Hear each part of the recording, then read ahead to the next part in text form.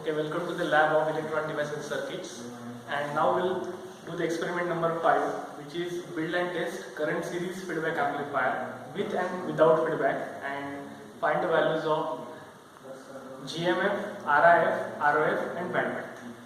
So current series feedback amplifier, this circuitry is similar as that we have built in experiment number 2.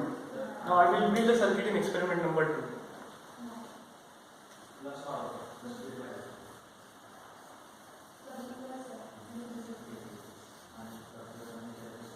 This circuit already that we have built in experiment number 1, with same value I will take and I will modify or I will enlarge other circuits. This is VDD, which was 12 volt. This is RD, which was 2.2 kilo ohm. This is N channel JFET BFW10. This is RS, which is 1 kilo ohm.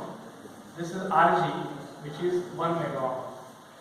Now this circuit was enlarged, and in experiment number 2 we have added certain coupling capacitor and source bypass capacitor. So this is coupling capacitor,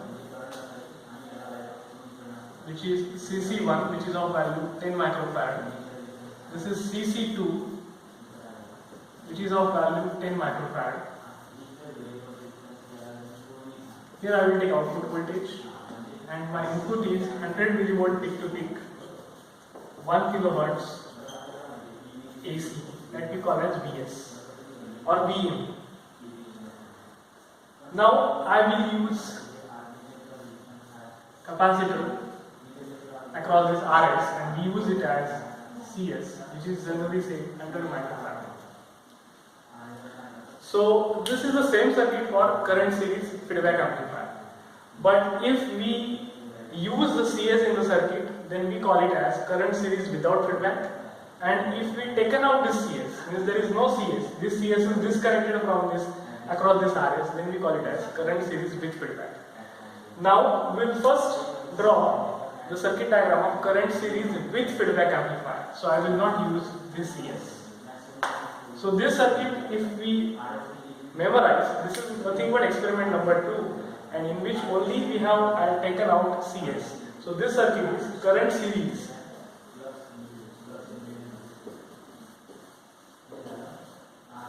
with feedback. Oh, first of all, why it is called current series? Because this RS is basically imposed negative feedback, and across this RS we have VF. So this is feedback voltage, VF. So why it is called as current series? Current series means it is a combination of current sampling and series mixing. So how to identify from the circuit whether it is current series feedback amplifier? So if we set output voltage 0 and if Vm becomes 0, then we call it as voltage sampling.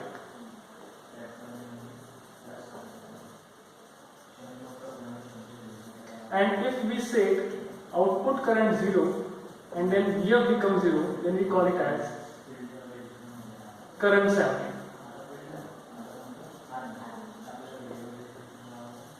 In this case, if we set output voltage 0, means what? If we short circuit output voltage, still my feedback voltage will not be 0 because we have applied certain Vs at input side. So that means this circuit is not voltage sampling. So as it is not voltage sampling, so we will go for current sampling. So if we verify this current sampling formula, if we set output current 0, so now in this circuit, which is output current? So as this is common source configuration, output current is drain current. So drain current is output current, and same amount of current that flows through this RS. So from this we can say that the VF is ID into RS. If this output current will become 0, then your VF will become 0. So that satisfies this condition, that is current sampling. If you set output current 0, means if you set drain current 0, your feedback voltage will become 0. So this is nothing but this is a current sampling. So next thing, which type of mixing? So there are two types of mixing, shunt mixing and series mixing. So if your feedback signal is mixed in input in a shunt, means it should create a node, or we can apply KCL. Then we call it as a shunt mixing. But this feedback signal, it is in a loop manner. because if you apply KVL in this loop, consider this is a complete loop. If you apply KVL, so this becomes Vs minus Vgs minus Vf is equal to 0. So this Vs, source voltage, and this Vf, they are 180 degree phase shifted because their signs are Vs and minus Vf, but they form a loop. So if they form a loop, means they are in a series mixing. So definitely the mixing is series. So the combination of current sampling and series mixing is called as current series feedback amplifier. So this is the justification why it is called as current series feedback amplifier. Now what to do in future? We'll find out the values of Gmf, RIF, ROF and bandwidth. This we'll find for with feedback and without feedback, and we compare the both performance parameter with and without feedback in this experiment. So we'll see first of all the procedure to find out how to find Gmf, RIF, ROF.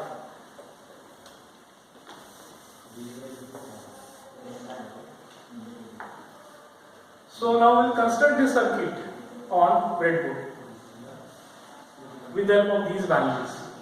So we'll apply 100 millivolt peak to peak 1 kilowatts AC voltage. We will generate first of all from function generator with the help of CR, and we'll observe this output voltage on CR.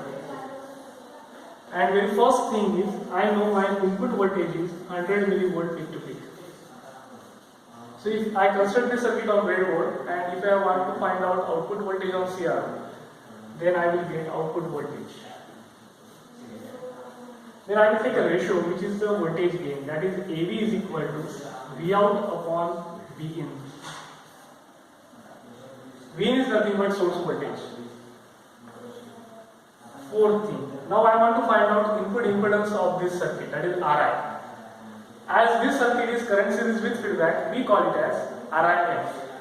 So for that again same methodology that we want to use, that we have already used in our experiment number 2.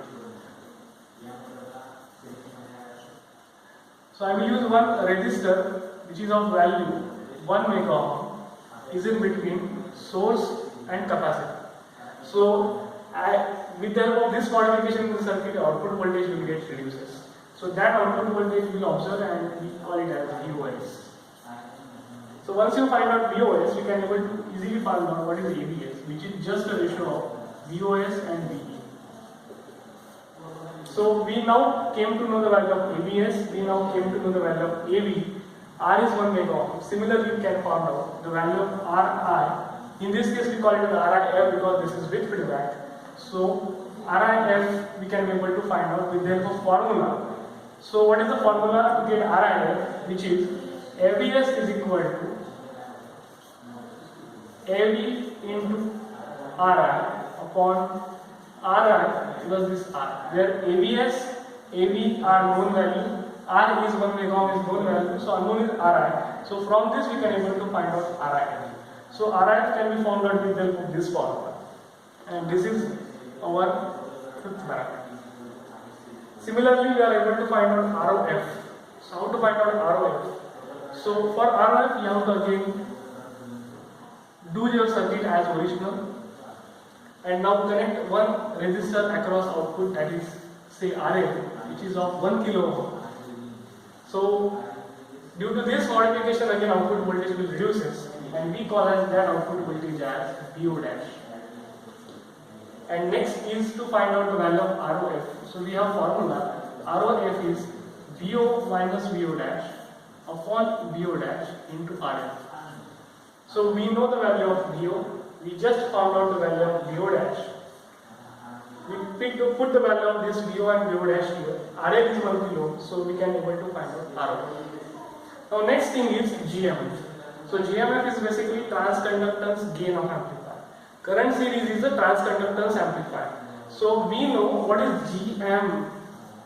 GMF is a ratio of output current upon input voltage. Already we know the input voltage is 100 millivolt. But by constructing this circuit, how to find out output current? This output current is to be measured on digital multimeter. Okay, and this output current is basically in AC analysis. So you construct this circuit and you find out the current here in between this. because current is measured in series. So with the help of digital multimeter, and digital multimeter now should be in AC mode, that is very important. And then you find out output current. So we'll find out the value of output current. It is in some certain microampere, and already we have the value of Vs, which is 100 millivolt. So we can able to find out Gmf. So this is our basic parameter, transconductance amplifier with feedback, and hence we call it as Gmf. The next is the bandwidth. So to find out bandwidth, there are different ways. Means we can vary this input frequency, and for each input frequency, we vary input frequency from very low frequency range, that is 1 Hz, 2 Hz, 10 Hz, 20 Hz, up to 1 MHz. And for each frequency, we can able to find out the output voltage.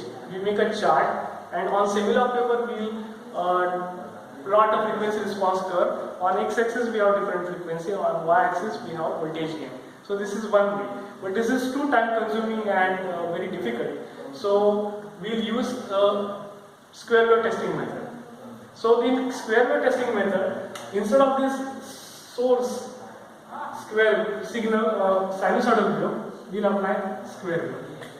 So bandwidth is basically the difference between higher cutoff frequency, that is upper cutoff frequency, minus lower cutoff frequency. So we'll find out upper cutoff frequency first and lower cutoff frequency, and then we take the subtraction and we take the bandwidth. So how to find with this FL and FH, that we'll discuss. So now to find out FH and FL, for example, first of all we'll see lower cutoff frequency. To find lower cutoff frequency, apply square wave and you apply very less frequency. You don't change the magnitude of input voltage. Apply a very less voltage, very less frequency. For example, in between 30 to 40 Hz. So this is generalized. You can have any less value from that. You obtain the frequency which is very less up till you will get this type of output voltage on the CRO at output.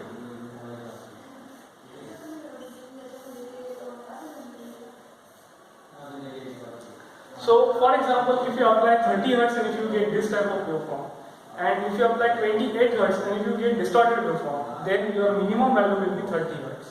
Similarly, for 40 Hz also you will get this type of waveform. But for 30 Hz, if you get this type of waveform, then you have to take the minimum value for which this type of waveform that you have to obtain. So this type of waveform you will get on the CRO. So this much is the voltage, we call it as V. This much is the voltage, we call it as V dash. And this is called tilt. That is also called as sag. So the value of FL is basically given by F into V minus V dash upon V upon pi. Where V is this much amount of voltage that can be easily observed with the help of CRO. V dash is this much amount of voltage. F is the applied frequency. So either they have to check that whether it is in between 30 to 40 Hz or which frequency that you applied with the help of function generator. And this is pi, which is a constant value, 3.14. So with the help of this formula, we can able to find out frequency in Hz. Similarly, we can find out upper cutoff frequency, FH. So for that, we have to apply same magnitude of voltage but very high range of frequency. For example, we can have 1 to 2 in this megahertz range. So this depends on which specification of function generator you have with your lab. So in between 1 to 2 megahertz of function generator frequency, you apply, which is a square wave, and observe the output voltage on CRO. The output voltage on CRO must be like this.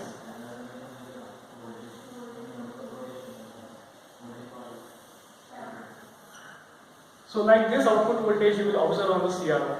So that means if we apply 1.1 megahertz and if you get this type of waveform on the CRO, and if you apply 1.8 megahertz and if you get triangular wave, then you have to discard it.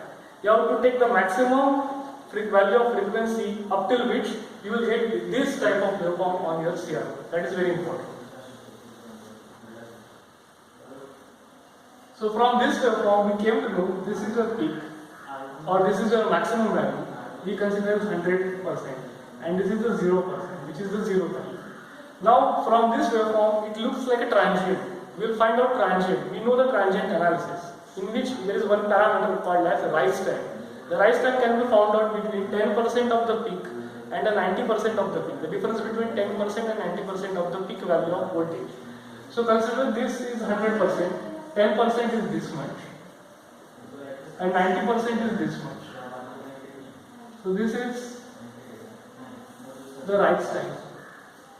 So rise time can be found out with the help of a time-based scale, with the help of CRO. You have to consider only x-axis for that. So first of all, find out division and you multiply by time per division, then you will get the rise time. So you will get a rise time value certain in seconds.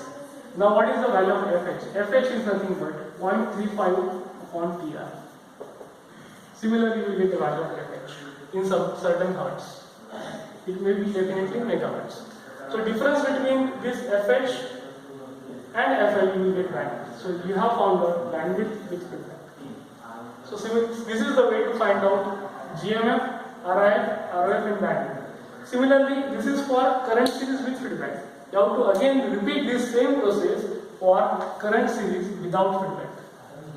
So what do you mean by current series without feedback? Current series without feedback means you have to add source bypass capacitor in the circuit which is 100 microfarad.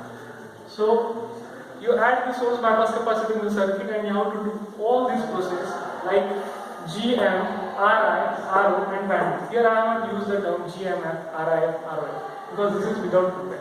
And finally you make a table comparison performance parameter, current series without feedback, current series with feedback, GMF, GM, RIF, RI, ROF, RO and bandwidth with feedback and bandwidth without feedback. So this is the verification and comparison of current series with feedback and without feedback. Thank you. Series with feedback and without feedback, and again we are going to find out the values of AV, RI, RO and bandwidth. So if you see the current series feedback amplifier circuit, so if original circuit in this experiment was this, that is single stage FET CS amplifier, in this case we have used bypass capacitor, that is CS. If we remove this bypass capacitor from the circuit, then this circuit becomes current series feedback amplifier.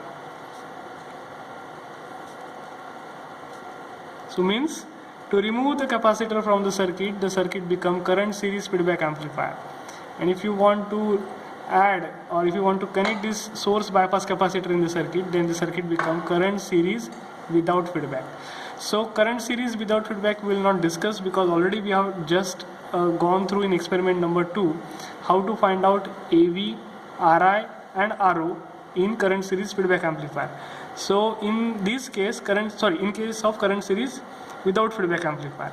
But now we will take out the source bypass capacitor so that the circuit becomes current series feedback amplifier. All other components and all other values are same. Procedure is also same.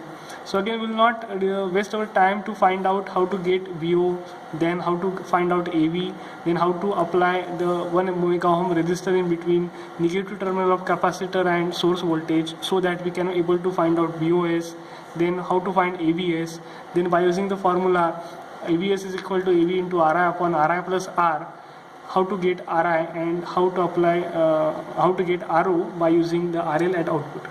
So this we have already discussed. So this is our original circuit diagram, which is experiment number 2. I will take out this source bypass capacitor in the circuit. Now this circuit becomes current series feedback amplifier. So as we know that as we are using feedback, that is negative feedback, output voltage reduces. So here clearly it observes output voltage is reduced. So from the waveform we clearly observe that output voltage is reduced and it is 1.4 into 0.1. So it's 140 millivolt. When I used capacitor in the circuit, it was 500 millivolt. Now it is 140 millivolt.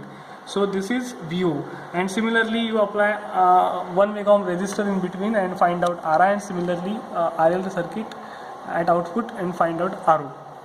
Now next and new thing in this circuit or in this experiment is basically to find the bandwidth. So here we will find the bandwidth with the help of square wave testing method.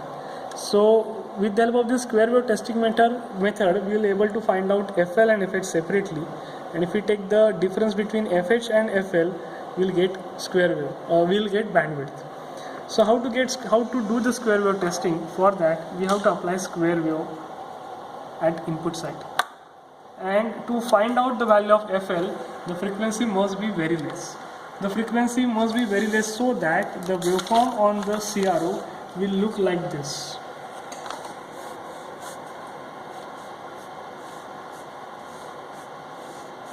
So such a way the waveform look like, and this much is the V and this much is the voltage, that is V dash.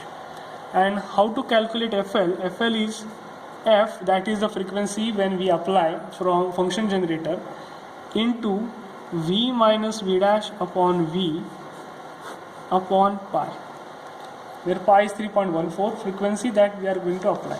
So let us apply the frequency which is very less from function generator and able to see the waveform on the output. So we'll start with 2. So now I have to change the time per division so that I can able to see the frequency. This is very less frequency, which is 1 Hz. Now I will vary the frequency with the help of frequency variation knob. It is not getting any value, so I will press 20. So in this case 14-15 Hz I will get certain waveform like that, but they are not continuous, so I will again vary my frequency. Now whatever the frequency I get, I will vary with the help of time per division, and it is a continuous, it is not, it is moving.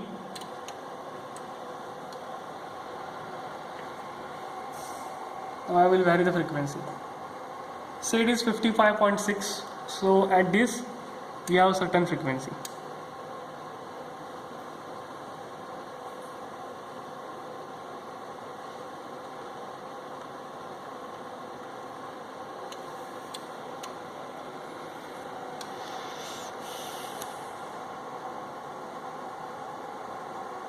Still we have frequency. You have to take minimum frequency, without that output voltage will get distorted. So output voltage here will get distorted, so you have to increase the frequency. Now you will get certain frequency.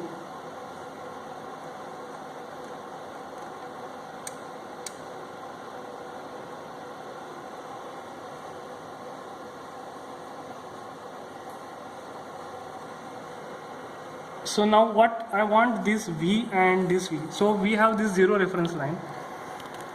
So now what you do, you make ground and you make this 0 reference line on this line. We call it as 0 reference line. Okay, now you take out this ground. Now this much is your V. Whatever this waveform you get, this much is your V. So this is your V basically.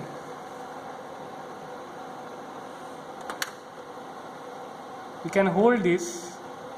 So V, if you see the V is this much. So this is completely one division. It is not accurately one division. So it is in between this 0.8 and 1 division. So we call it as 0.9. So we can say that division is 0.9 and the knob is at 0.1 volt. So V can be written as 0.9 volt. Similarly, V dash I want to find. So for V dash, so this is basically V dash. V dash is here. So series, this is V dash. So it is 0.8 division. See, if you clearly look out, so it is 0.8 division. So 0.8 division into 0.1. So we can say V dash is 0.8 volt. So such a way we can find out V and V dash. The F, which is here basically 37.8 Hertz. So F is the applied input frequency, which is 37.8 Hz.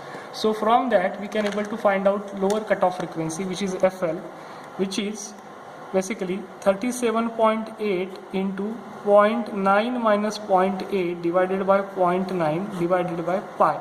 So 0.9 minus 0.8 divided by 0.9 into 37.8 divided by pi. So 1.3 Hz. So lower cutoff frequency is 1.3 Hz in our case. So this is the first case. Now to find higher cutoff frequency, FH.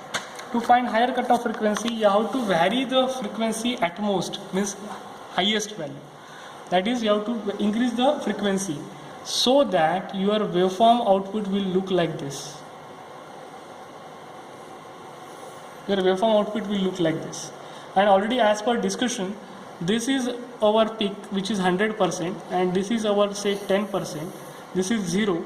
So find out 10% and 90% of the difference. That is this much difference. That is rise time. 10% and 90% of peak you find out. We call it as rise time. And FH is nothing but 0.35 upon rise time. So this is the way to find out higher cutoff frequency or upper cutoff frequency. For that, this type of shape of the waveform will look like without distortion. Now I will increase the frequency. So increase the frequency up to in the range of 2 mega also. We can increase this frequency also, so that my output waveform will look like this, whatever that we have said. So here we are not interested in amplitude, we are interested in the frequency, that is rise time. So if we vary this, see, this will become triangular, so that is basically not used. This is also triangular, or yes, this is not triangular, so it is not, this is distorted. We call it as this is distorted, this is triangular. So you have to keep at most frequency so that it will not distort. I think this will be right. So this will be your curvature like this. You can also see properly this much. So now we have to find out rise time. So for that we change this X position so that this should start from this location, 0th location. Okay, this should start from 0th location. And now rise time to find. For example, this is the division where we have get peak value. This is 0.2, 0.4, 0.6. So this is to be find out very precise. Means my waveform, how it look like in this case. This is 0.2, 0.4, 0.6. The waveform is like this. So this is 0.6. I want to find out the 10% and the 90% of that. Means in between then 10% means 0.2 is given, 0.2 is cut, and 90% means somehow 0.2, 0.4 and 0.4 and 0.6. In between, for example, say we have 90% of peak.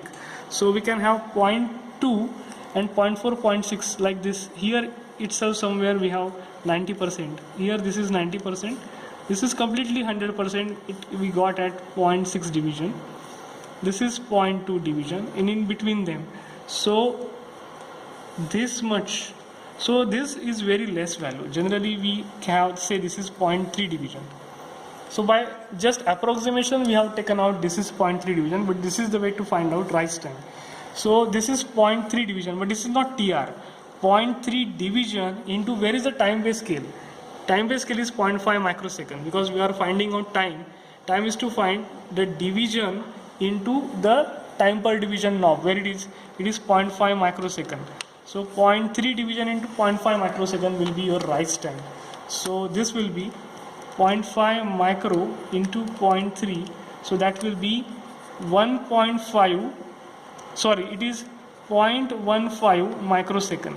So your rise time is 0.15 microsecond, and the value of FH is 0.35 divided by this 0.15 microsecond, that is nothing but 2.3 megahertz.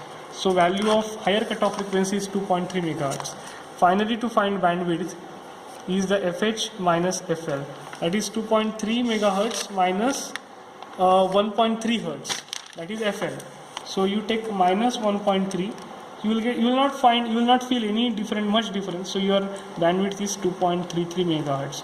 So this is the way to find out with the help of square wave testing bandwidth, that is FH and FL. We have found out AV, RI, RO methodology. So once we taken out the capacitor and you do again all these calculations, that means you find out AVF, RIF and ROF. Okay, but as this is current series feedback amplifier, my output gain or my gain is not AVF, it is applicable for voltage series. So as it is current series, that is a transconductance amplifier, my transconductance gain is GMF. So what is GMF? GMF is the ratio of output current upon input voltage. So input voltage I know, which is 100 millivolt, but what is output current? So that output current we have to find out with the help of DMM, and that DMM should be on AC mode. Then and then we can able to find. Now why I call it as GMF? Because I have taken out coupling source bypass capacitor. If I connect source bypass capacitor, then you do all this procedure like find out AV, RI and RO and find out GM. Now I have taken source bypass capacitor, means I am talking about current series with feedback. Now how to obtain this output current? I know output current follows here, means if you go through the circuit, output current flows here. This is output current basically, that is IO, because this is the output terminal of common source configuration. So this is the IO, and current basically measured in series, that we have already done in experiment number 1. So now what you do, you take out this resistor and you connect somewhere at its neighboring end. Okay, now you take one connecting wire and put here. Okay, now use digital multimeter, and this digital multimeter should be in current mode, means this should be connected in milliampere. This knob should be taken from this to milliampere, and either connect to milliampere mode or microampere mode. Okay, so say I have taken it in microampere mode, but this should be AC. Okay, it should not be DC, that is the difference. So now this black terminal is connected to drain terminal of JFET, and this red terminal is connected to this wire that is taken out, which is basically one of the terminal from resistance. And now you check the value of resistance.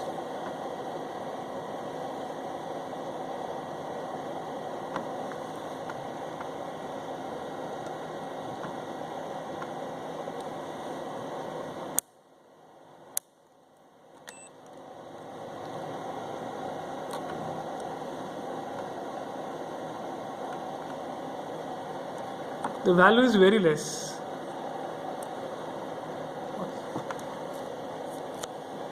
AC byte. So this value is very less, and the value is 13 microampere as per seen on DMM display. So the value is AC. So signal that the current that I have measured is AC current. We call it as output current or drain current in AC mode, which is 13 microampere. Okay, so now what I got, my ID is 13 microampere. So means 13 microampere divided by 100 millivolt, this is the value of GMF. So we'll find out 13 micro divided by 100 milli. So the value is 0.13 milliampere per volt. We also called it as 0.13 millisiemens. So this is the value of GMF, transconductance gain. So let me clear, this value of output current can be varied as per the circuit setup. So as per the BFW10 which is available or which is given to you, and as per the circuit you have set, the output current value can be variable, which is never fixed. So here it came 0.13 millisiemens. Similarly, if I put the capacitor, that is this source bypass capacitor, that is 100 microfarad, so we call it as current series without feedback. So for current series without feedback, if I want to measure the GM, because you are talking about now current series without feedback, means you are finding GM only, not GMF. Because if you take out the particular capacitor, that means you are talking about with feedback. If you apply capacitor, means you are talking about without feedback.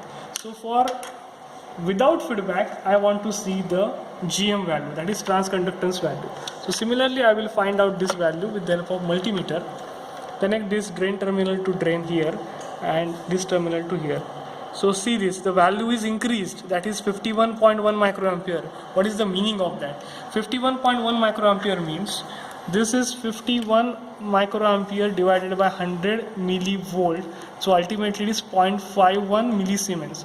So one thing clear, For current series feedback amplifier, your gain is not AV like you have studied in experiment number 2. Your gain is GM. So this GM is nothing but gain without feedback, and GMF means gain with feedback. So gain with feedback reduces as compared to gain without feedback. That is clearly observed here. So this is verified properly as per theory.